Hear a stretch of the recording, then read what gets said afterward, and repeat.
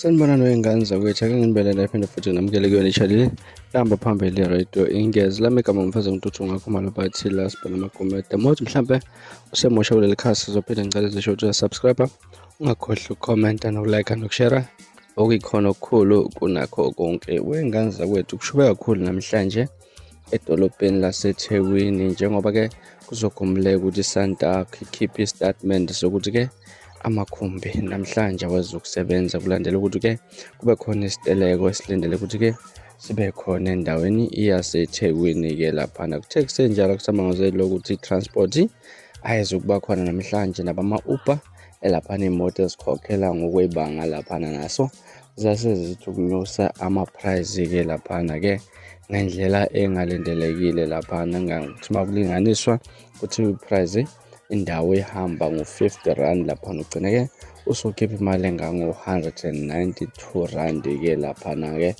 ngako lelo banga elisuke likaliwe. Ngane zakwethu inzima kakhulu-ke laphana-ke kwazisa abantu baxakekile, ayikho into abangayenza njengoba amakhumbi engekho idolobha lonke. Wena mhlawumbe akuthini kwakho ukuphawula ngalolu daba, asivele hlana comment section ke ngizwe lwakho uvo ngalolu daba. From mina Sibona ingane zakwethu engiphuma njena kwenye nithembisa unyawo efuna ezinye izindaba ezilandelayo kwivideo elandelayo. Kwakho ukusubscribe nisiphathe kahle, nibe nosuku olumnandi, ngithanda khona.